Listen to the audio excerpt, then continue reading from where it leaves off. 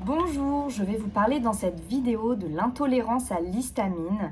C'est pour ma part la première pathologie qui m'a été diagnostiquée et je tiens vraiment à remercier profondément Dr Wetchoko, qui est une médecin fonctionnelle qui exerce en Belgique, de m'avoir permis de diagnostiquer cela chez moi ainsi que chez mes enfants. Et j'aborderai du coup dans cette vidéo le sujet d'une manière assez vulgarisée pour que ce soit accessible et compréhensible pour tous.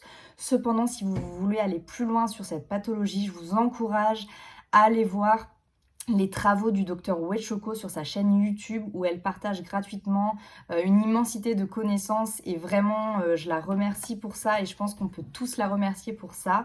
Donc dans cette vidéo, j'aborderai en premier lieu les symptômes, ensuite les causes profondes de l'intolérance à l'histamine. Entre tout ça, je vais vous parler de l'histamine en elle-même, qu'est-ce que c'est quand même pour pouvoir situer et comprendre, et enfin comment on peut diagnostiquer l'intolérance à l'histamine.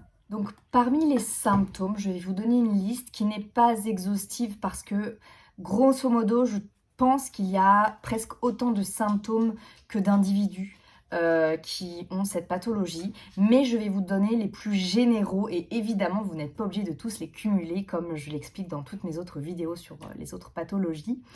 Donc en premier lieu, il y a vraiment les troubles digestifs qui se remarquent le plus souvent, le plus régulièrement, avec notamment les ballonnements, les gaz, la constipation, les diarrhées, les nausées.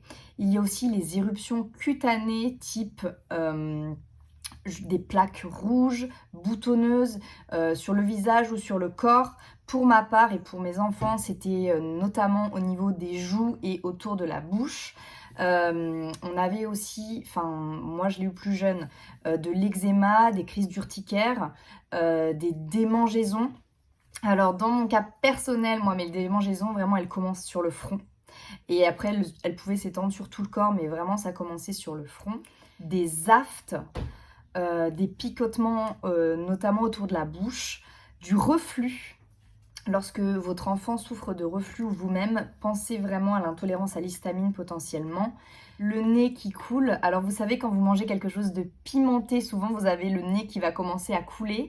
Et bien là, ça fait la même chose que si vous mangiez pimenté, mais dès lors que vous mangez des aliments riches en histamine. C'est aussi le nez bouché comme les rhinites quand on a des symptômes allergiques, donc ça peut être aussi un symptôme. Il y a aussi les mictions fréquentes, donc l'envie d'uriner qui est quand même fréquente plus qu'à l'accoutumée chez quelqu'un de lambda. Les bouffées de chaleur hein, qui peuvent être bon, en ménopause, mais bien aussi hors ménopause. Par exemple, moi, mon enfant avait en bas âge des bouffées de chaleur comme symptômes et elles étaient intensifiées le soir à l'heure où il fallait aller se coucher.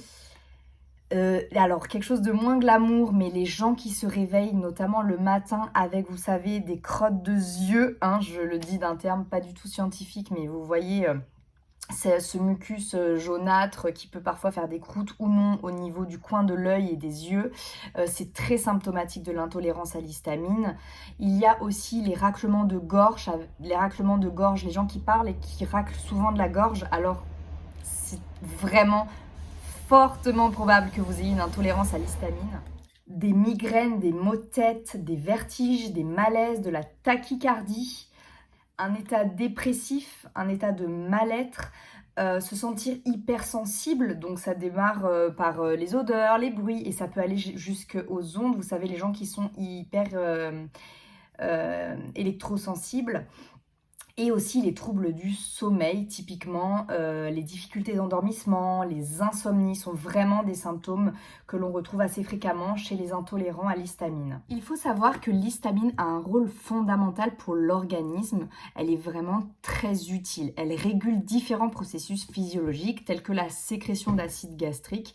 Donc si on a des problèmes avec l'histamine, on aura des problèmes pour la digestion. Elle permet aussi la neurotransmission puisque c'est un neurotransmetteur. Elle est aussi une hormone avec différents récepteurs. Elle permet la régulation de la microcirculation, la modulation des réactions inflammatoires et immunologiques. Elle est donc fondamentale aussi pour le système immunitaire avec son rôle de signalisation. L'histamine, on la fabrique nous-mêmes. Donc il y a une histamine qui est endogène. Elle est libérée par exemple, les cellules de notre cerveau, les cellules de notre estomac et elle est aussi libérée quand il faut, mais aussi parfois quand on n'aimerait pas forcément qu'elle soit libérée et notamment lors de fort stress. L'histamine est aussi sécrétée pas uniquement par nous-mêmes, mais aussi par nos bactéries de notre microbiote. Il faut savoir qu'on peut avoir un microbiote déséquilibré avec des bactéries qui vont sécréter trop d'histamine et c'est pourquoi lorsqu'on prend des probiotiques, là je fais un petit aparté, il faut faire attention à ne pas venir, à ne pas venir s'ensemencer avec des bactéries productrices d'histamine. Donc faire vraiment attention aux souches que l'on va utiliser. Et il y a aussi du coup l'histamine exogène qui est apportée par l'extérieur et on la trouve donc majoritairement dans notre alimentation, mais il y a aussi des médicaments, mais vraiment la source majeure vient de nos aliments. Je vous laisse regarder la liste des aliments riches en histamine et ou libérateurs d'histamine sur internet. Il y a beaucoup de documentation à ce sujet et vous pourrez vous faire une petite idée des aliments qui peuvent vous causer ou non du tort. Je fais un aparté parce que c'était mon cas personnel et je pense que ça peut intéresser certaines personnes, mais lorsque vous avez un utérus hyper contractile, notamment lors de grossesse, mais ça peut aussi être lors des syndromes prémenstruels, pensez vraiment à l'intolérance à l'histamine. Pour ma part, je n'avais pas fait le lien puisque j'ai su bien après mes grossesses que j'avais une intolérance à l'histamine. Mais si c'était à refaire, vraiment, je saurais quel levier d'action utiliser pour ne plus avoir d'utérus hyper contractile durant une grossesse parce que ça m'a valu des grossesses alitées et je ne le souhaite à personne. C'est juste immonde de vivre ça, autant pour la maman que le bébé. C'est vraiment pas sain.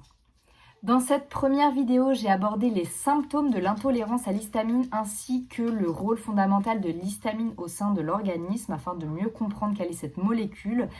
Et dans une prochaine vidéo, je vous expliquerai quelles sont les causes profondes de l'intolérance à l'histamine et quels sont les moyens de diagnostiquer cette pathologie. Merci, au revoir. Si vous avez des questions, n'hésitez pas. Et je vous invite à rejoindre mon compte Instagram pour pouvoir avoir plusieurs supports, cette fois écrits plutôt que uniquement des vidéos, pour pouvoir vous repérer dans toutes ces pathologies que j'aborde.